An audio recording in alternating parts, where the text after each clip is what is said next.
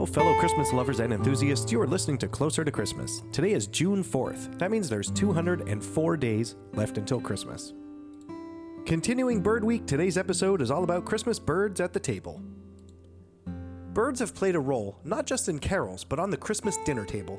In Victorian England, roast goose was the traditional Christmas meal, not turkey. Why goose? Well, because it was a common farm bird, eaten after it had fattened on the leftovers of the harvest. Turkeys, which are native to North America, didn't become the star of the holiday feast until the 19th century, when they were more widely imported and seen as a luxury. So if you're enjoying a turkey at Christmas, thank a few centuries of culinary evolution and a goose that once reigned supreme. Remember, the next time you hear my voice in this podcast, we'll all be a little bit closer to Christmas. Thanks for listening.